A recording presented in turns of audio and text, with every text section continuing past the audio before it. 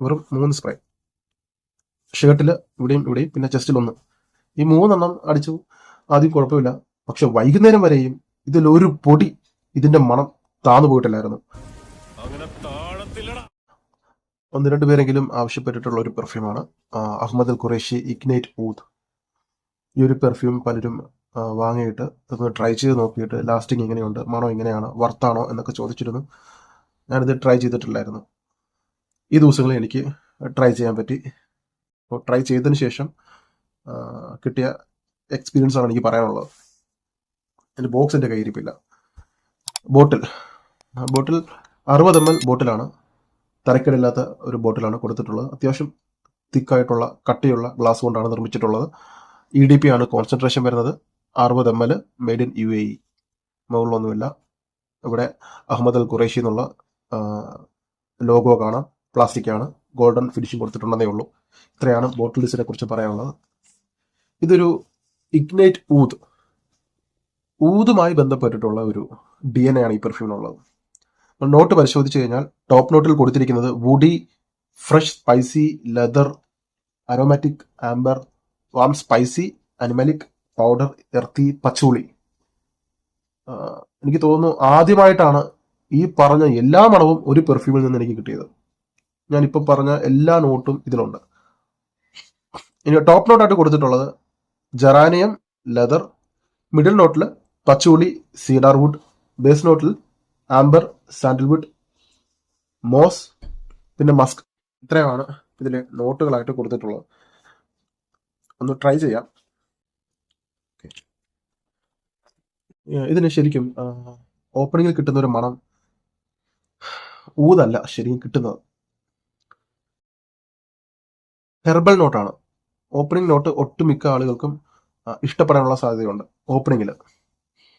കാരണം ഒരു herbal natural ആയിട്ടുള്ള പച്ചിലകൾ,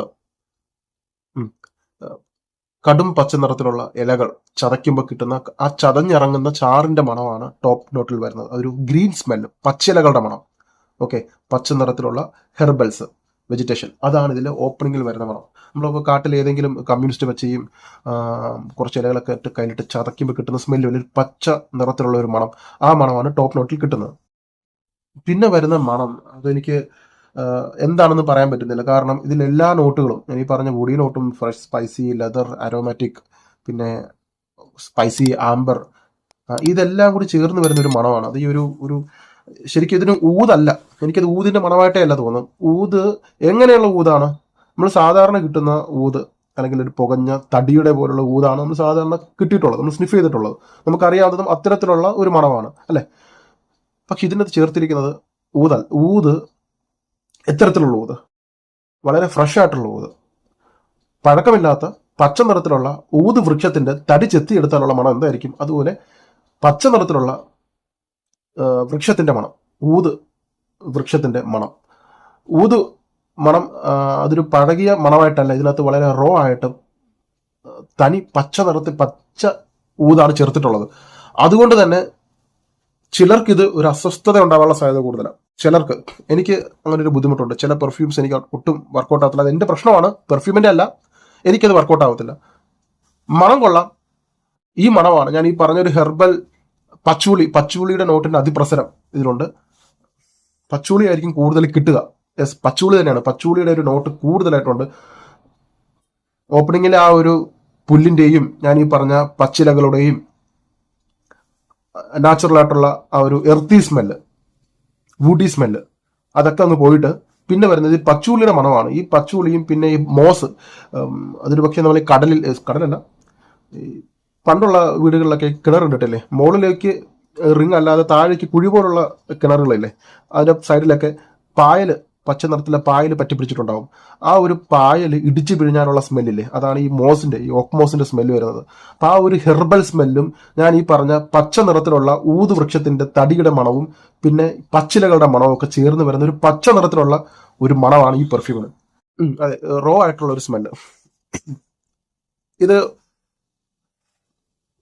ഒരുപാട് ആൾക്ക് ഇഷ്ടപ്പെടുമെന്ന് ചോദിച്ചാൽ ഓപ്പണിംഗ് ഇഷ്ടപ്പെടും. പക്ഷെ പിന്നീട് വരുന്ന ആ ഒരു പച്ചുള്ളിയുടെ അതിപ്രസരവും പിന്നെ ഞാൻ ഈ പറഞ്ഞ ഈ ഒരു മണവും ഒക്കെ കാരണം വേറൊരു മണമായിട്ടത് മാറും. ഇനി ലോങ്ജിവിറ്റിയെ കുറിച്ച് പറയാൻ, ആ, ഞാനിത് 3 സ്പ്രേ ആണ് അടിച്ചത്. വെറും 3 സ്പ്രേ, ഷർട്ടിൽ ഇവിടെയും പിന്നെ ചെസ്റ്റിൽ 1. ഈ 3 അടിച്ചു. ആദ്യം കുഴപ്പമില്ല, പക്ഷെ വൈകുന്നേരം വരെയും ഇതിലൊരു പൊടി ഇതിന്റെ മണം താന്നു പോയിട്ടില്ലായിരുന്നു. ഞാൻ വിചാരിക്കുന്നത് അത് ഇരിക്കും തോറും കൂടി വരുന്നതായിട്ട് എനിക്ക് ഫീൽ ചെയ്തു. അവസാനം ഞാൻ കൊണ്ട് ഊരിയിട്ടു ഷർട്ട് ഊരിയിട്ട് എൻ്റെ മുറിയിൽ ഹാങ്കറിൽ കൊളുത്തിയിട്ടു. മുറിയിൽ കയറി ചെല്ലുമ്പോഴൊക്കെ ഈ ഒരു മണം എനിക്ക് പിന്നെ തലപിരുക്കാൻ തുടങ്ങി. അത് എന്നിട്ട് ബക്കറ്റിലിട്ട് അടപ്പ് കൊണ്ട് മൂടി, എന്നിട്ടും മണം. ശേഷം ഞാനത് മാറ്റി, ബക്കറ്റ് കൊണ്ട് ഞാൻ മാറ്റി. അത്രയ്ക്ക് സ്ട്രോങ് ആയിട്ടുള്ള ഒരു പെർഫ്യൂമാണ് ഈ ഒരു പെർഫ്യൂം. അപ്പോൾ വളരെ സൂക്ഷിച്ച് വേണം ഇത് കൈകാര്യം ചെയ്യാൻ. എനിക്കറിയില്ല നിങ്ങൾക്ക് കിട്ടുന്ന ബാച്ച് എന്താണെന്ന് എനിക്കറിയില്ല, പക്ഷേ എനിക്ക് കിട്ടിയത് ഇങ്ങനെയാണ്. വളരെ സ്ട്രോങ് ആയിട്ട്, എക്സ്ട്രീംലി സ്ട്രോങ് ആയിട്ടുള്ള, പഞ്ചൻ്റ് ആയിട്ടുള്ള ഒരു മണം അതിന്. അപ്പോൾ അതുകൊണ്ട് തന്നെ ഇത്രയും പോട്ടൻ്റ് ആയിട്ടുള്ള മണം താല്പര്യമുള്ളവർക്ക് വാങ്ങാം. ഇത് ആര് വാങ്ങണമെന്ന് ചോദിച്ചു കഴിഞ്ഞാൽ, വളരെ മസ്കുലിൻ ആയിട്ടുള്ള പെർഫ്യൂംസ് യൂസ് ചെയ്യാൻ താല്പര്യം, ഇപ്പോൾ YSL കുറോസ്, പിന്നെ ഒരെണ്ണമുണ്ടല്ലോ നമ്മുടെ അർമാനിയുടെ ആംബർ, തീർന്നു ബോട്ടിൽ. ഓക്കെ, അങ്ങനെ കുറച്ച് സ്ട്രോങ് ആയിട്ടുള്ള പെർഫ്യൂംസ് യൂസ് ചെയ്യാൻ, YSL ഓപ്പിയം, അതുപോലുള്ള സ്ട്രോങ് പെർഫ്യൂം അടിച്ചെന്ന് ഒരു 50 പേരെങ്കിലും അറിയിക്കണമെന്ന് ആഗ്രഹിക്കുന്നവരല്ലേ.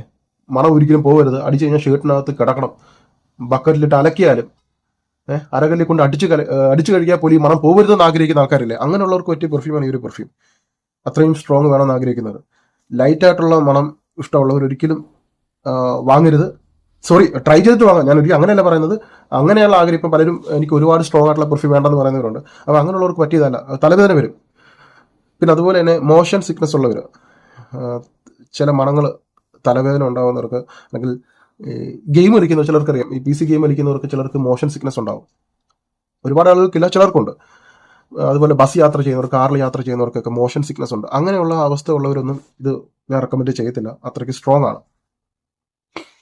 അപ്പോൾ ലോങ്ജിവിറ്റി ഞാൻ അതിനെക്കുറിച്ചൊന്നും പറഞ്ഞു. ഇതാണ് ഇതിൻ്റെ ലോങ്ജിവിറ്റി. ഇത് അമിതമായി പോയി. പിന്നെ പ്രൊജക്ഷൻ എന്ന് പറഞ്ഞാൽ ഒരു സ്പ്രേക്ക് അപ്പുറം ഇത് ഉപയോഗിക്കരുത്. അത് ഒഫൻസീവ് ആകും, വളരെ ഒഫൻസീവ് ആകും.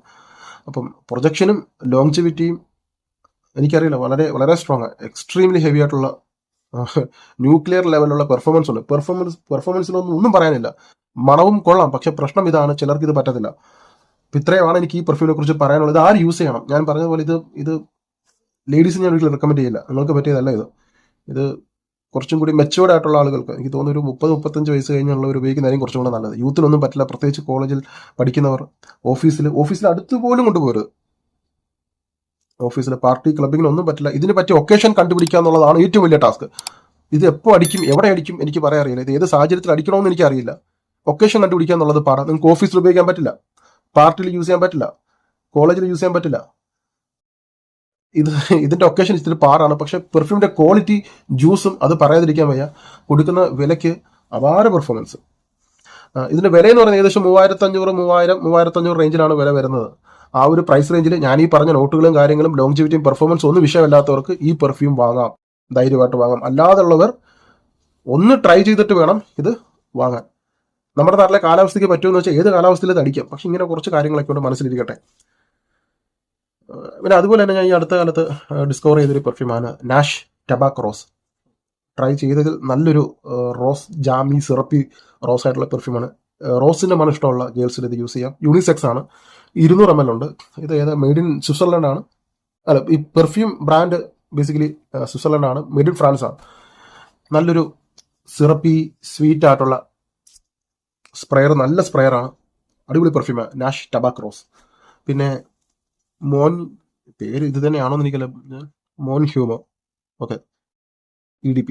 ഇതും നല്ലൊരു മിസ്റ്റീരിയസ് ആയിട്ടുള്ള Maski powdery clean laundry smell. ഇതിന്റെ മണം എന്ന് പറഞ്ഞാൽ നല്ല ബോട്ടിലാട്ടോ, നല്ല ബോട്ടിലും ക്യാപ്പ് അത്യാവശ്യം സ്ട്രോങ് ആയിട്ടുള്ള, കണ്ടോ, മെറ്റലാണ്. ഇതിന്റെ മണം എന്ന് പറയാൻ സിമ്പിളാണ്. അതായത് ഈ നല്ല ഡിറ്റർജന്റ് കൊണ്ട് അലക്കിയിട്ട വെള്ള വസ്ത്രങ്ങൾ അഴയിൽ തൂക്കിട്ടിരിക്കുന്ന കരുത്, അതിനിടയിൽ കൂടെ നമ്മൾ കടന്നു പോകുമ്പോൾ കിട്ടുന്ന ഒരു ലോണ്ടറി സ്മെല്ലില്ലേ, കഴുകിയിട്ട ബെഡ്ഷീറ്റിന്റെ ഒക്കെ മണം. അതുപോലെ ക്ലീൻ ആയിട്ടുള്ള സ്മെല്ല്, ഒരു ഡെന്റിസ്റ്റിന്റെ ഒക്കെ ക്യാബിനിൽ മുറിയിലൊക്കെ കയറി നമുക്ക് കിട്ടുന്ന ഒരു ക്ലീൻ ആയിട്ടുള്ള ഒരു സ്മെല്ല്, ആംബ്രോക്സിനും ഒക്കെ ചേർന്നിട്ടുള്ള മസ്കിനോട്ടൊക്കെ ചേർന്നിട്ടുള്ള ക്ലീൻ സ്മെല്ല്. ഓഫീസിലൊക്കെ ഉപയോഗിക്കാൻ പറ്റുന്ന നല്ലൊരു പെർഫ്യൂമാണ്. പെർഫോമൻസും കൊള്ളാം, അടിപൊളി പെർഫോമൻസ്. നിങ്ങൾക്ക് വേണമെന്നുണ്ടെങ്കിൽ രണ്ടിന്റെ റിവ്യൂ ആവശ്യപ്പെട്ടാൽ ഞാൻ ചെയ്യാം. നിങ്ങൾ കമന്റിൽ ആവശ്യപ്പെട്ടാൽ ഞാൻ ചെയ്യാം. അപ്പോൾ ഇത്രയാണ് എനിക്ക് പറയാനുള്ളത്. അപ്പം നിങ്ങൾ ആരെങ്കിലും യൂസ് ചെയ്തിട്ടുണ്ടെങ്കിൽ നിങ്ങളുടെ അഭിപ്രായം കമന്റിൽ പറയാം. Thank you so much.